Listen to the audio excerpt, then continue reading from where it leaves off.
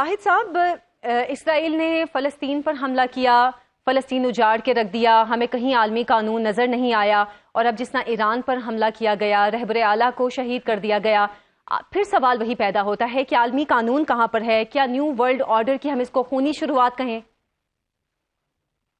बिल्कुल आयशा, बड़ा important question आपने किया है। लेट अस ये इसको हमें अभी कर देना चाहिए कि जो इंटरनेशनल ऑर्डर है वो बहुत पीछे चला गया जी। डिप्लोमेसी जो है वो सबसे बड़ा विक्टिम हुई है। अनफॉर्चुनेटली आने वाले वक्तों में या आने वाले जो झगड़े होंगे, लड़ाइयां होंगी, इसमें जो कॉन्फ्लिक्ट मैनेजमेंट, कॉन्फ्लिक्ट रेजोल्यूशन के जो इदारे हैं वो उतना रोल तो अदा नहीं कर पाए, तो लोग भी ये समझेंगे। जैसे अभी आप ओमान आपकी डिस्कशंस हो रही थी, ओमान उसको लीड कर रहा था, आपकी बातचीत हो रही थी, तो सारी दुनिया ये समझेगी ये एक स्मोक स्क्रीन थी जी। स्मोक स्क्रीन बनाई गई डायलॉग और डिप्लोमेसी की, उसको यूज किया गया। और जब स्मोक स्क्रीन आपने खड़ी की हुई थी, जब आप डायलॉग कर रहे थे और टामा हॉक्स जो थे वो हवा में थे और वो वॉर आपने शुरू कर दी, तो I think it's a huge loss to the international order. और ये देखिए, ये अभी बढ़ रहा है जी। माइट इज राइट का कानून अनफॉर्चुनेटली ज्यादा इंप्लीमेंट हो रहा है। जिस इम्प्यूनिटी के साथ इसराइल ने फलस्तीन के अंदर जेनोसाइड किया, जिसका भी आप तस्करा कर रही हैं, आई थिंक इसकी मिसाल तो हिस्ट्री में नहीं मिलती थी। हलाकू खान और चंगेज खान को हमने पढ़ा है, उसको इतना तो वहां पे भी इस तरह नहीं था जितना यहाँ पे हुए।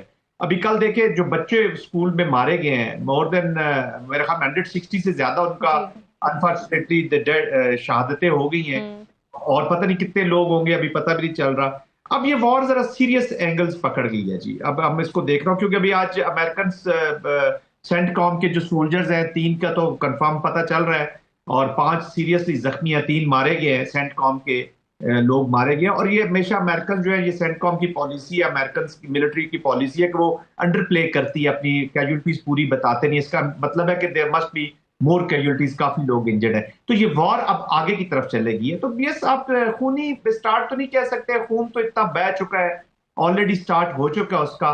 लेकिन थोड़ा सा यूनिलैटरलिज्म भी नजर आ रहा है। मल्टीपोलैरिटी की इफेक्टिवनेस डिप्लोमेसी में, शायद पॉलिटिक्स में, इकोनॉमिक्स में तो नजर आती है थोड़ी सी, लेकिन इस हाथ को रोकने के लिए कोई ऐसी चीज नजर नहीं आ रही, कोई बड़ी ताकत कोवर्टली में भी सपोर्ट कर रहे हैं, और दूसरे कैंप में जाके वो सपोर्ट करें। ईरान को भी शायद कोई सपोर्ट मिल जाए।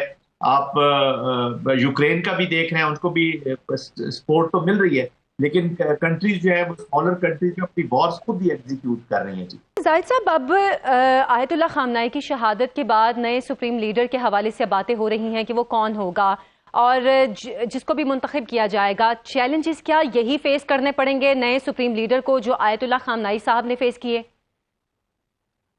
जी बिल्कुल। देखिए, अभी ईरान के इसका जो मकासद है ना जंग के, वो देखें। चैलेंजेस तो जब तक पॉलिसी कैप्चुलेशन ईरान नहीं करता, जो 4 मेजर ऑब्जेक्टिव्स उन्होंने दिए हैं, आई मीन अमेरिका ने, as far as this war is concerned, तो वो चैलेंजेस तो रहेंगे ईरान के साथ साथ। ईरान के अभी डोमेस्टिक चैलेंजेस भी हैं रीजन के साथ। अब इस वॉर के बाद जब भी ये सेटल होती है, तो we have a new Middle east.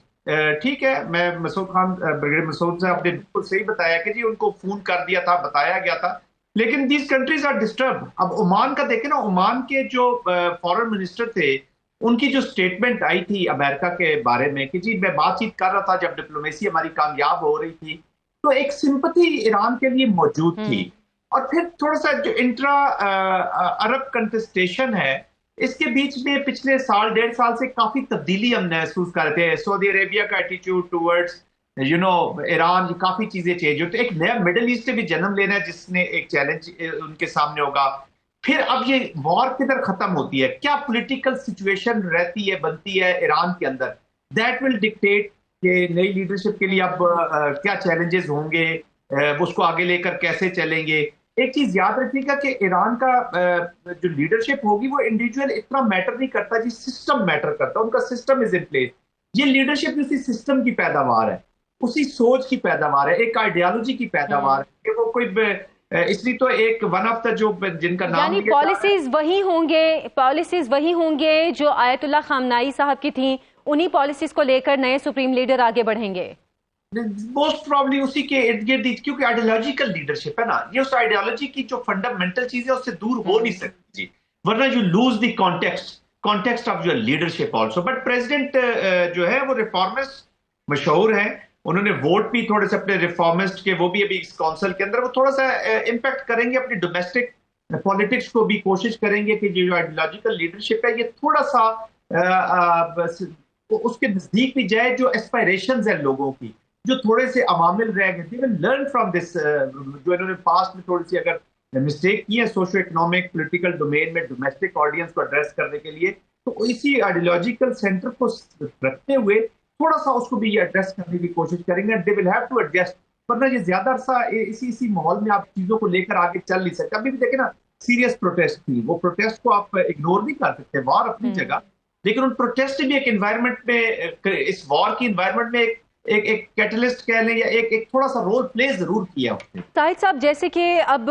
Donald Trump ने कहा है कि ईरान का रद्देमल वैसा नहीं था जैसा हम एक्सपेक्ट कर रहे थे और अब सिफारतकारी मजीद आसान हो गई है, इन हालात में किस किस्म की सिफारतकारी की बात करना चाह रहे हैं वो इसी जो टॉक्स चल रही हैं जी, जो टॉक्स चल रही हैं, जो उन्होंने अपनी चार शराइत रखी हैं, उसी को वो चाहेंगे कि वहां से कंटिन्यू कर लें। वो कहेंगे कि जो हर्डल्स थी वो तो हमने दूर कर दी हैं। वो इमाम खमैनी को मेरा ख्याल में यही पेश करना चाहते कि ये लीडरशिप जो थी ये हर्डल थी, they are no more there.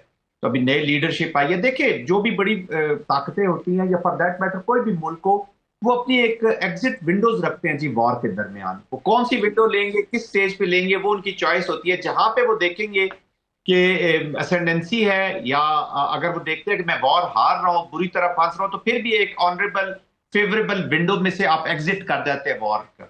मैं इस वॉर को एक्चुअली देखता हूं, जो 12 डेज वॉर थी उसकी कंटिन्यूटी है, ये कोई नई वॉर शुरू नहीं है, उसी की कंटिन्यूटी है।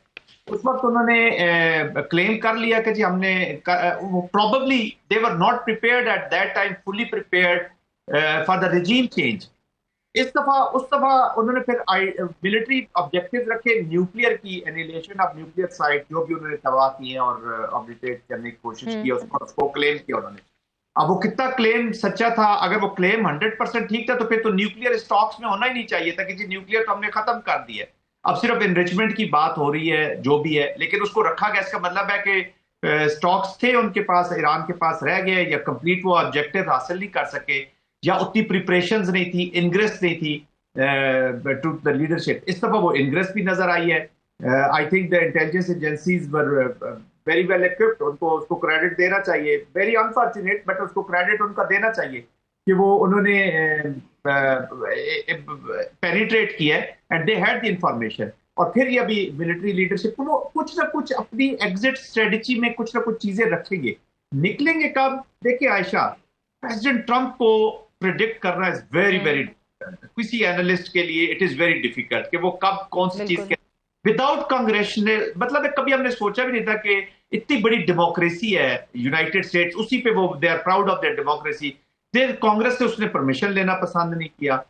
उसको सुप्रीम कोर्ट ने एक ऑर्डर देता है टैरिफ के ऊपर, वो उसको डिफाई करता है। यूनाइटेड नेशन को माने नहीं रखता उनका। उन्होंने कोई, तो पिछली दफा तो उनके पास इवन जब अफगानिस्तान में आए, इराक में आए, so they had the legal framework के अंदर आए, एक कवर लेकर आए यूनाइटेड नेशन के साथ। इसमें तो वो भी कहीं भी मौजूद नहीं है। तो with President Trump nothing is possible to predict कि ये कब निकलेंगे, कितना सा रहेगा।